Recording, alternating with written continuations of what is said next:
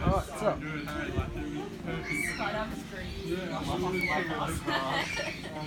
first thing we always do is set our brakes. Okay? So we start by doing a 3-line check. Yep. How much do you know about backing, Glenn? No, not much, mate. Nothing? Okay. Good. So first thing you do a 3-line check.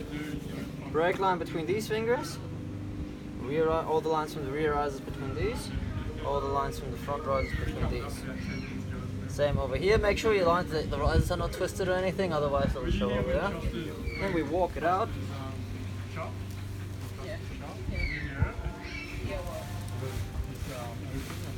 Oh, no, I was on the loop. Oh, well, yeah. I saw it out, I was like, ah, sucker. It's like, do you have a job? That's his second one in 3 jobs. So this is good. If it would be step through anything, you would see that there's a twist here. Okay. Now the next thing we do is untwist our brake lines. And he scratched up his whole truck trying to get it to like new shiny truck. He's like, no, I'm going to find my Canopy driver with all these scratchy bushlands, like get this truck all scratched, trying to find his Canopy. Never found it, and then he came here to jump, and he like managed to get like, you know, replacement stuff, everything, and then like he really pulled it, so he chopped his Canopy here, and it was like broken brake line, like the Canopy that he just got, like it was just, it was like, it snapped, yeah, broken brake line, like basically saying, like it was in the cobblestone, thing with like the excess stone, and then it snapped, Cool. like here. So see that loop? Put the toggle through the loop. Put the toggle in here. Like you can see how crazy it was, like how. That part of the toggle in here. Yeah, and the Canopy only had Now you always have your line going to one side and the X is going to the other side, okay?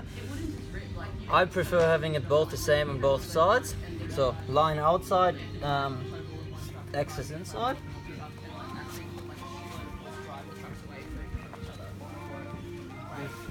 generally about £1,000.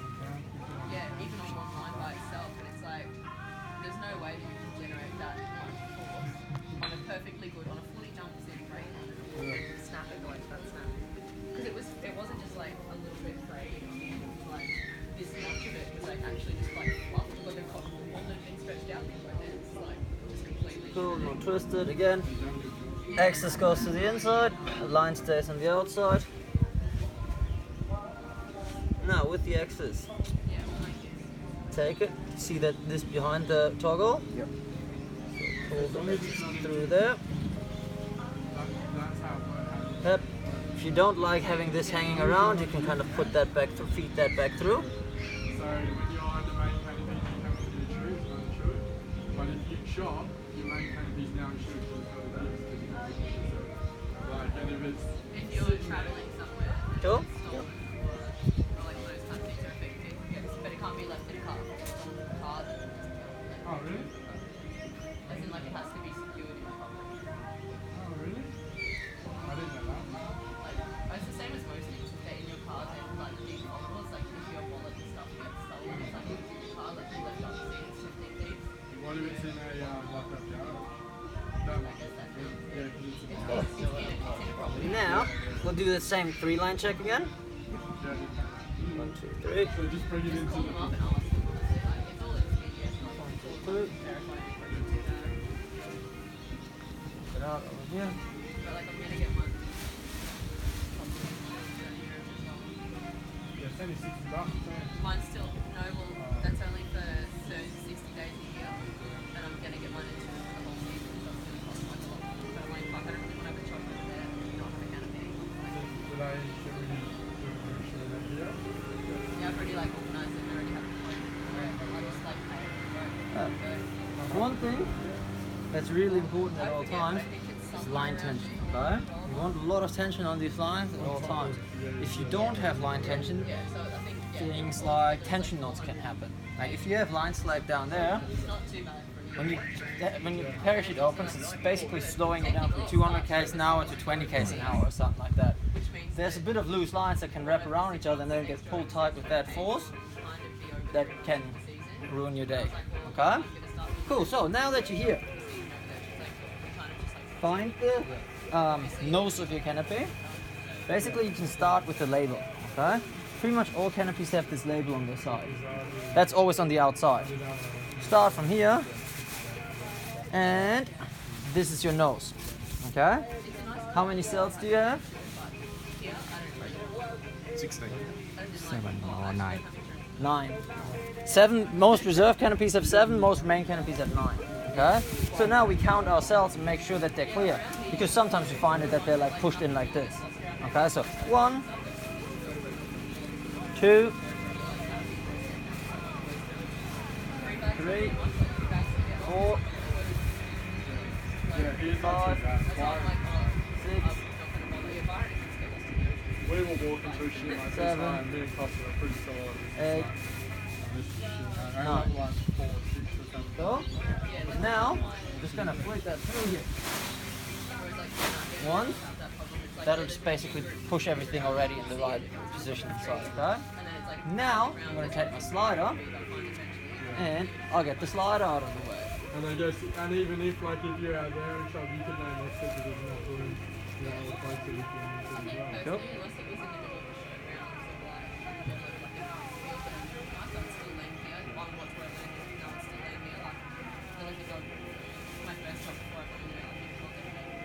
Now,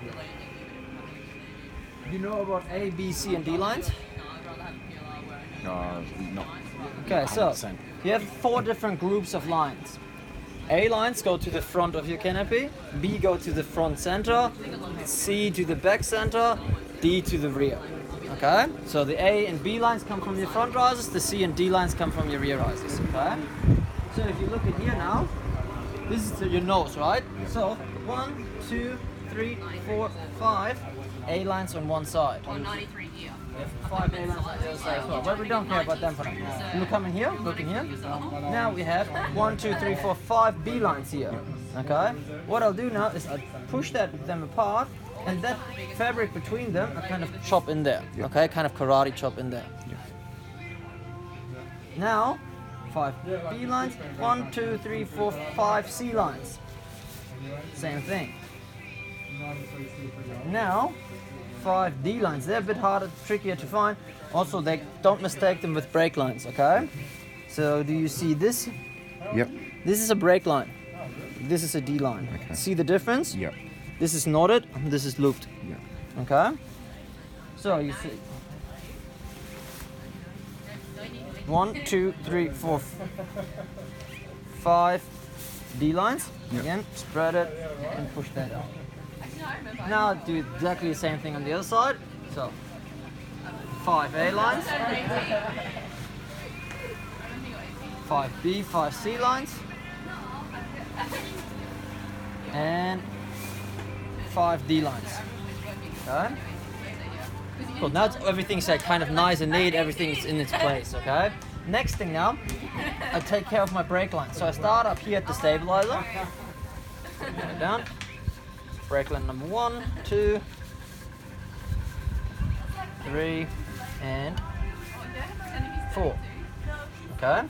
Now I take all the material between the lines and kind of roll it inside here. You're like, I know. Okay? He pretended that. She knows now. I said you know that. 1, How did you react? 2, I don't think she felt like lied to. I think Well, because he never told her, Yeah, so... they just never told you that. It's not like he lied. It was no mission. cool. Now, bring the slider back down again. Well, she did just say that. Comes through the slider, make sure it sits nice and even. All 4 grommets should be at the same height, okay? Now I take the slider and I center the slider, so I pull it out all the way here and all the way here. Okay? Make it as big as possible. It needs to catch as much air as possible, okay? Now I'll push it down one more time just to make sure it's also all the way down. The closer it is to the canopy, the more it's going to regulate how much air can get in there. Now I'm going to clear the stabilizer. So that's up here, the material between here. Okay? So 1, 2, 3. So That's a long record. now, And then long, and then cut, and then long, and then cut again. with the slider, Your nose is where the canopy catches air. Okay, that's where the air comes in. So I'm gonna present the slider a little bit to that side, like this. Okay? Looks like a, if you make it like, excuse the language, but if you make it looks like, yes, perfect. If you make it look like a massive vagina, that's pretty nice. This will catch a lot of air. Okay? Grab all your nose cells and push them in a little bit, just so that like can slow your opening down a little bit. Okay? And now we look for the orange label, and we bring the orange label to the top up here. Okay?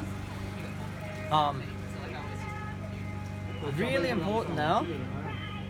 We don't want to bring it too high. If we like look at what happens to the lines if we do this. See how the lines start moving? Yeah. Because essentially, see how these lines start moving? Yep. Loose lines in here can create line overs. Okay, so if I only go to the very top, see how these lines are still nice and tight. So just go over the, like just barely over the grommet and wrap it around like that. Okay? Now I use my knee a little bit just to like keep everything nice and neat. Gaff tape the edges. And basically wrap it up like a big cocoon. Okay? So like this.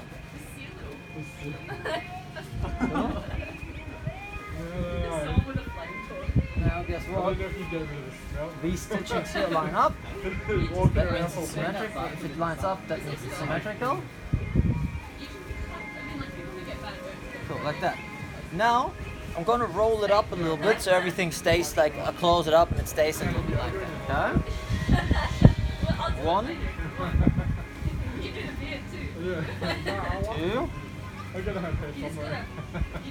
3, 4. That's pretty much enough, okay? Like, a lot of people think like the more you roll it, the more it will slow down your opening. But what's slowing down your opening? What part of the parachute is designed to slow down your opening? Flicks it out. The slider. The slider is literally, that's its job. The slider's job is to slow your opening down. So,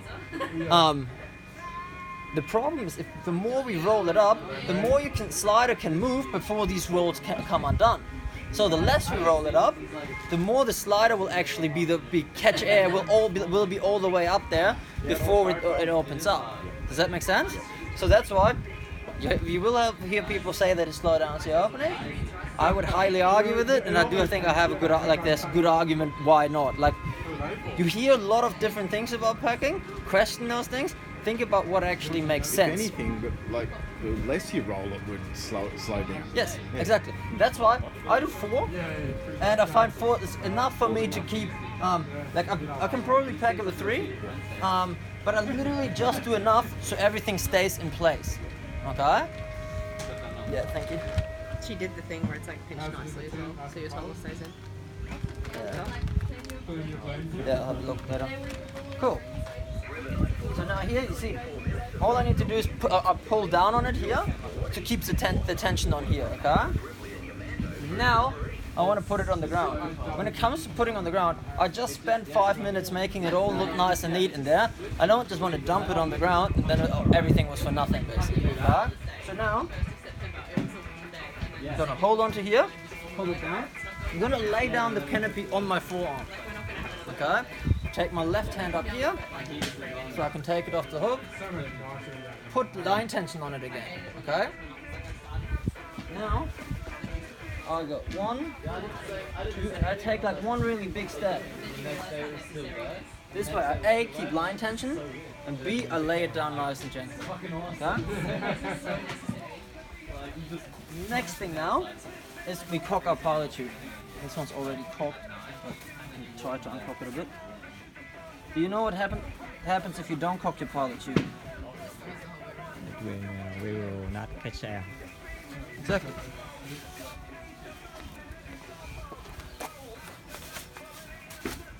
That would happen, like if you throw that, guess what? That's probably not going to pull the pin, huh?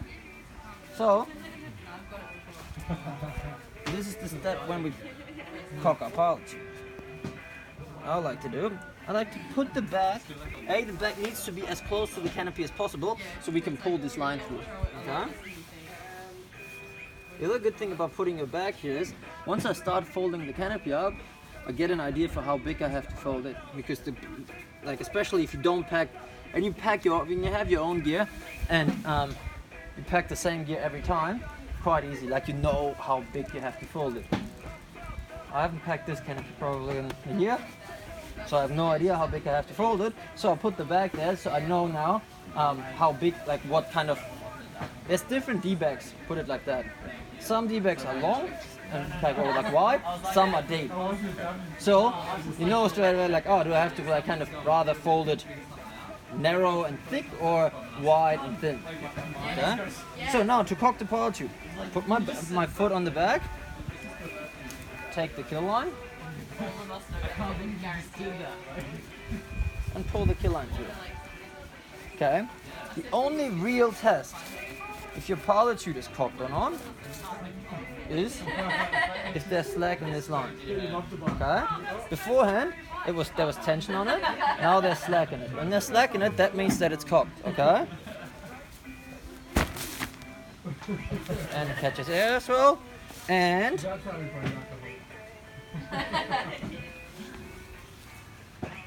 the color here is faded.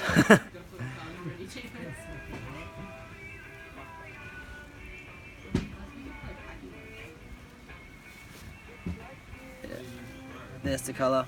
I just pulled it a bit further, Should we get some? Do you want to get the blue thing? Yeah. Can you get me the pen? It's not really bowling. Like, So you're gonna get that, you push it in someone's. So because I'm actually it's just like I pulled it further through than the color, so it's not a bad thing. That's why I'm just gonna mark it here. Where do you go for? And it depends on what weight you use. Sure. you can pick the weight that you want to use. It might feel like the same one. It's up to you. Some people find the bottom that they want better. Some people find the. But yeah, you also see like once you have your own gear, on mine it's worn out. Right? There's no color anymore. Like you kind of You just know you you know you pack it, you do it, and like I said, you have slack there. That's the test if there's if it's cocked or not. The color is not really like someone just marked that in there. Doesn't mean shit. Same with like if it catches air or not. I reckon I can half cock it and it seems like it catches enough air. Okay, so the only real test is if there's slack in the line. Also, better technique is to just.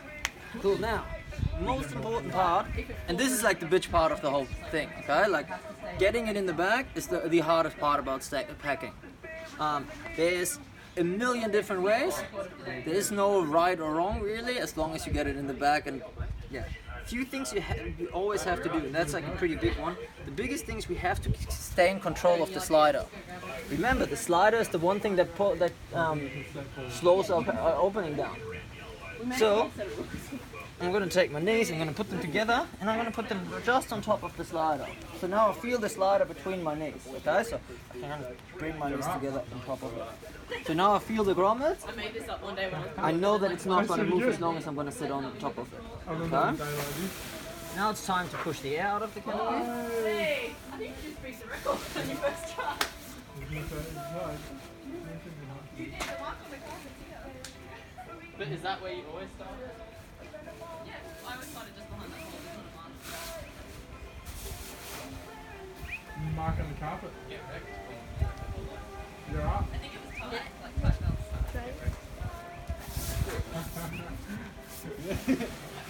When it comes to pushing the air out, the openings are over there. So push the air. Step swipe it. You'll break your Don't move the rubber band. You break your foot.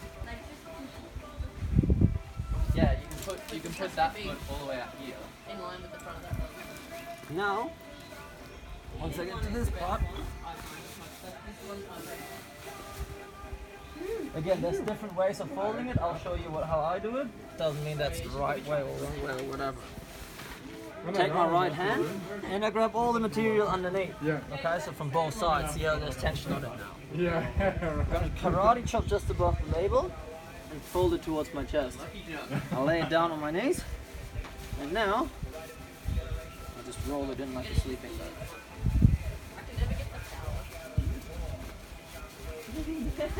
I feel like that would have. The packing weight. You can also turn it sideways, frontways, however you That. want. Okay? When it comes to this stuff, it's not about power or force or anything, it's just about tension on the material, okay? See? Like all I need is this to keep the air out. As soon as I do this though, it starts blowing up, okay? So, now I'm gonna put my knees on the left and the right corner, I can sit on top of it, relax for a second, sort my D bag out again. That's like. Fully grown. Cool. Now, it's about like getting the canopy in the bag. Really, it's more like wrapping the bag over the canopy than trying to push the canopy in the bag. Okay? I'm gonna lift one side, You know, and I'm gonna put the canopy, like pull the bag underneath it as far as possible. Okay? Now, I lift the other side, and I pull the bag underneath it as much as possible. So at that point, okay, now, Start of one next, there was a circle of us kind of like pushing it one around to the other and then like passing it around, just like pushing it. pull the bag over the canopy. Oh, Steps up. Do the same over here. this leaf is your record. This, I believe in you. The wind's going the wrong way for you. done. Now it's basically in there. Okay, you see there's still a lot sticking out. Now I can just lift it up, push that in, Well, you go and fly the somersault through the air. and now I end up with the slider still sticking up. So now I take the slider and push it in the middle of the pack job, and that's basically another fold at the end. And then Okay? do a free bolt suspension. Now it's damaged. Okay. Now, easiest way to like close the bag now. You can see it's quite far from the rubber band to the grommet. So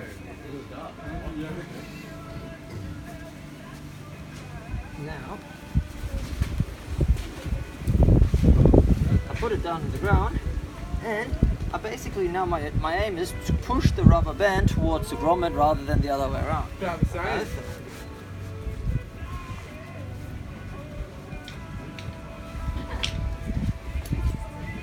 And by now, it's all the way there. Okay? I can actually literally just pull it to really easy. Cool. Now, That works. I'll put my first stow in there. For stowing, there's different techniques. I'll show you the different ones in a second. My way, I put 3 fingers through the rubber band. I'll grab the rubber, like all the lines with my 3 fingers. Use my other finger, pull it through. Hold it in place there. Yep. Disadvantage. Use my other hand, put 3 fingers through and do a second stow.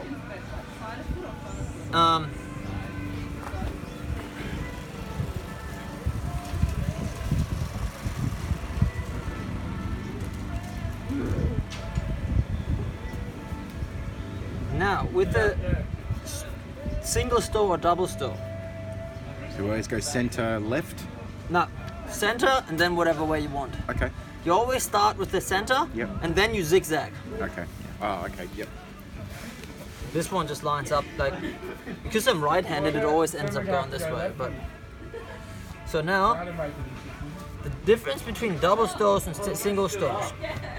This is a double stow. See, there's rubber band around every line. There's nothing loose in here. The problem with the single stow is this down here. See this? Take that line and pull on that line. Too loose. Same for you, to pull that line. It's loose. Really loose, huh? If it's double stowed, and now I'll show you, we keep the same line actually. Wait a second. This one here, okay, I'll put it out a little bit. Now I'll put a second stow in there.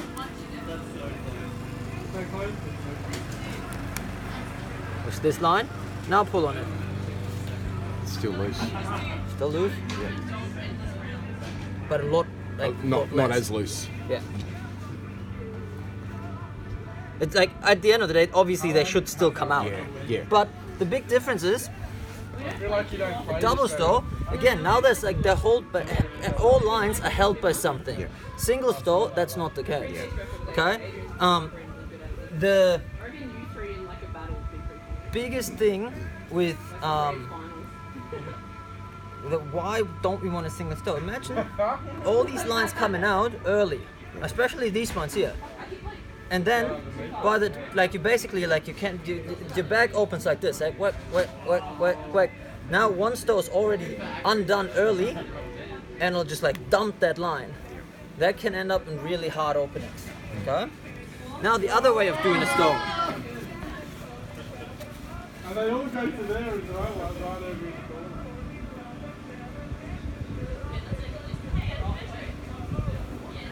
The other way of doing a stow is, and I'm like, it's literally whatever works best for you. Obviously, I'm not like, I don't use that technique, so I make it look a lot harder than it really is, probably. But the other way is, you take all the lines. One thing you always do is you milk all the lines. All that line slack, the closer it is to the canopy, the less likely it is to create something like a tension knot. The further down it is, the more likely it is to create something like this, okay? So you take all the lines, you basically build a stow here, like this. Now, pull the rubber band through. And then, you put it over there once, put your thumb in there.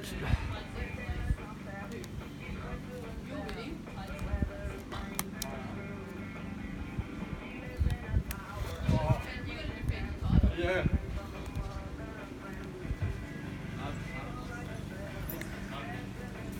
Like this. Like I said, I make it look a bit harder. A lot of people find this a lot easier. Okay? So how straight is that?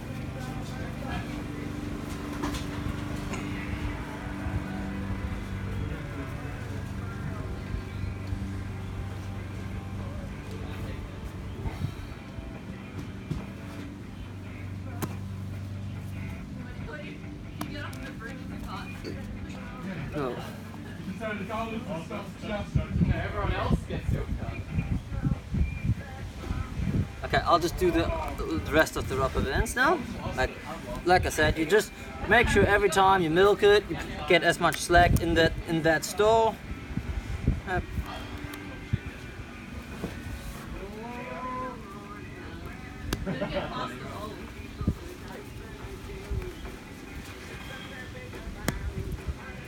I want to get the rest up. This is riveting. Especially when we're getting it up every single one of this boat. Like, who found the prime? But it depends on what weight. Like we used different weights last time. Yeah, I said to everyone, you can pick whichever weight you want to use. No, but like I mean, we had probably heavier ones. That's why you don't go that far. Maybe. We had like one of the black ones. He's blaming you. I always say to everyone, use whatever weight you want to use. Well, that was just the first one you grabbed and we just kept on with it. I tried Rubber band. Is it even heavier? A bit more bottom heavy, I think. Maybe not.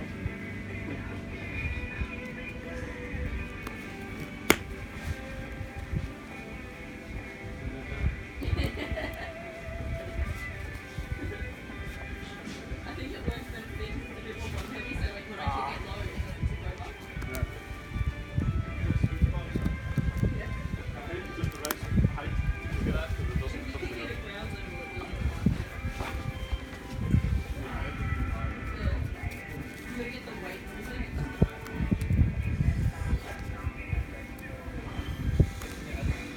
Okay, now when it comes to how much slack we leave down here,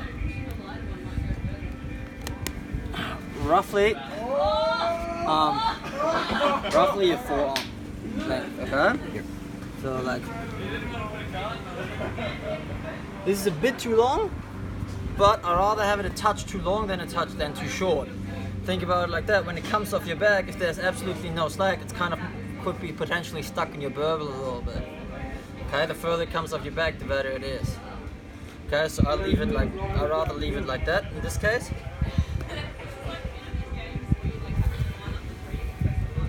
Now what I do here, I'll just recock my pilot chute one more time, just to make sure it stays all the way.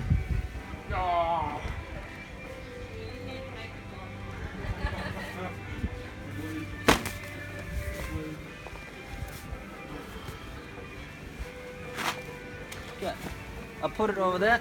Really important, don't twist it, don't flip it, don't turn it around or anything, okay? Twist. Now, Come on, Johnny. Bonus area. Bonus area. See if it was a float. Area.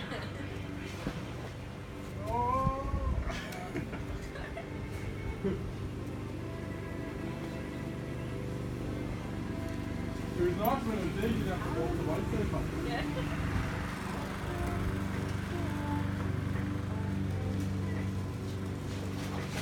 Ah. so now I'll put the risers away. Toggle always goes towards the rear riser, front riser, toggle towards the reserve tray.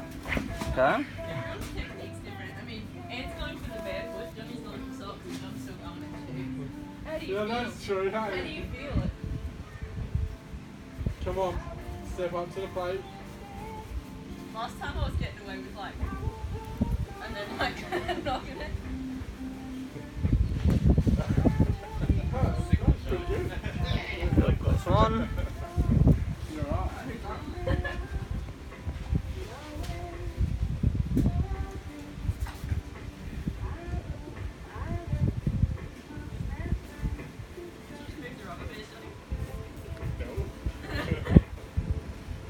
Number two.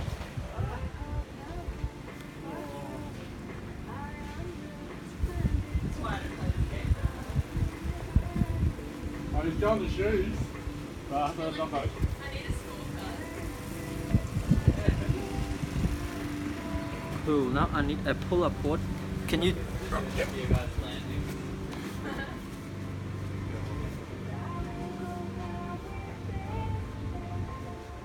Johnny's taking a quick break. Very hard. He's out. He's got the Yeah, he So- doesn't have to. pull-up cord through here. Going for the technical.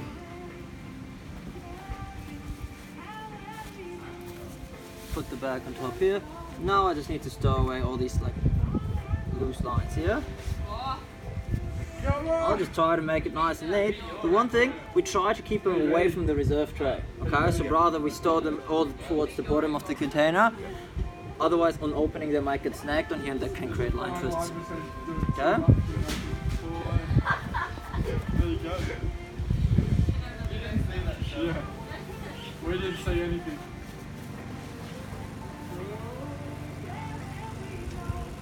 Cool. Now with the bag, Boom, I'm out of here. We got it. I'm still doing better than my first one. Nah, 'cause it's on the You guys carpet. improved more than me. fuck the carpet. Yeah, yeah. now I twist the bag a little bit. Eliminate, that's exact Um, same as last time. Just I past don't want to pull my groin muscle. Twist it a little bit again to keep all those lines here, the line stalls, away from the reserve tray. Okay? made it as far as yet, You can twist it 90 degrees. Problem is then, on these kind of rigs, the lines stick out everywhere, which is not that pretty. You probably would have seen it on like student rigs before. So if you do it like 45 to 60 degrees like this, kind of like all the lines are still nice and tucked away. Just makes it look a bit more neat. I can't believe it actually like did Cool. Now it's about. Now we have to close the container. Okay? For that, I was like, ah. It would have been one of those like satisfying chairs. Yeah. closing sequence for 99% of containers: bottom, top, right, left. See, now what we've got to do is move them over. Big titted rich lady. All good. Okay?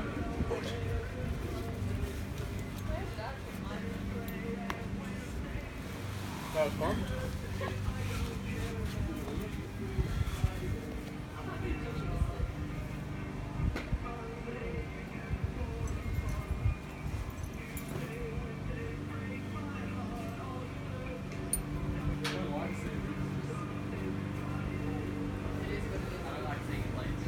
Yeah, right, yeah.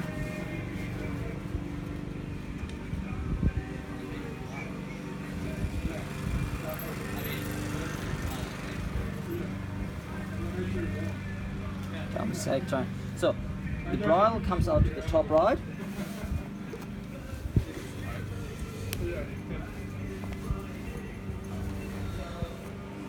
Put it here.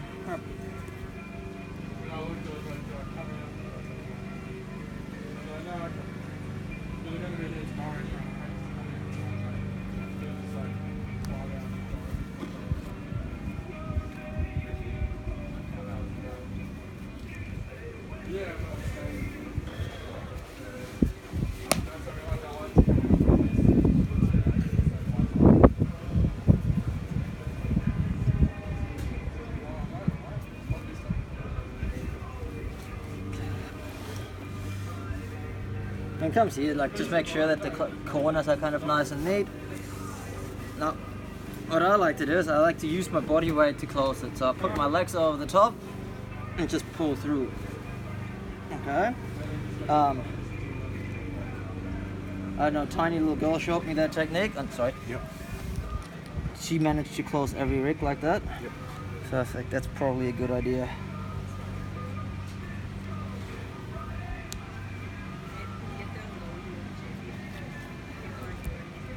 Cool. And pull the pin through. Okay. Now once you have the pin through, put the pull-up cord under the pin, like this. Okay? Because now if I pull it out, I'm pulling on the metal, like it goes past the metal, and not on the actual on the closing loop. So I'm like, closing loops are only $3. It's not the end of the world if you damage them, but you can replace them anytime. But yeah, like try to not. Then pull it through gently. The faster you pull it through, the more heat you create. Heat again damages the closing loop. Cool. And tuck it away. So every time the bridle be on that side. Yeah. Or every time. Every time coming from the top right, go into the bottom right. Okay? So tuck it away here. Now we pack the power tube. Packing the power tube is a bit like folding the canopy. A million different ways. No way right or wrong. Do it somewhat neat. One thing I would say is have a look at the BOC. Again, pack for the shape of the BOC. Some BOCs are long and thin, some are narrow and short. So you have to like pack for that.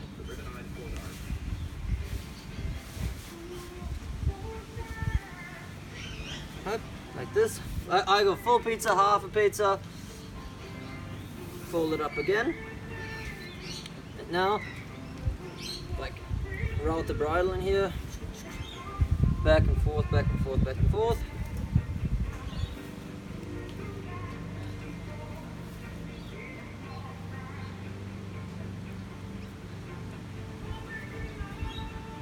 This. How much slack we have to leave here, you'll learn. Depends on the rig and everything, okay?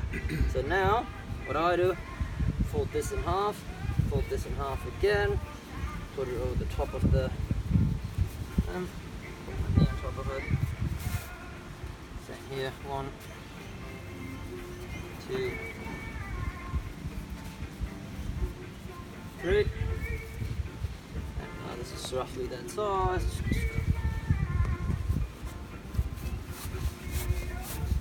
That in here, but I'll push the whole handle in. Now you can see it obviously is not very neat yet. Now I can just punch it until the handle comes out, and this kind of like made it fit the BOC a bit nicer as well.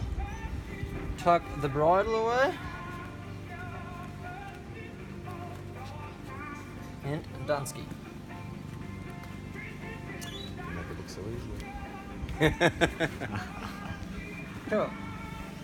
Alright, now, if you want, you can practice packing all day. The one thing, because someone has to pack it at the end of the day.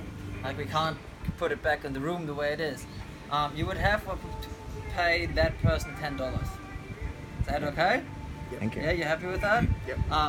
I'll get like someone like Robin or someone like that to like just pack it up later. But yeah, because at the end of the day there will be like an unpacked rig. Yep. You would have to pay the $10. If you're happy with that, Yep. then go nuts. Grab a rig. Are we going halves in it or? Oh, up to you if you guys want to share a rig or if you guys want to have your own rig each. I'll go own rig each.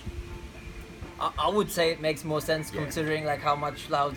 Then you can take a break whenever you want and everything, and you're not kind of dependent on the other person. Alright, so is Robin the only one who can do it today, or? No, Robin, Johnny, Ollie, me, Shelby,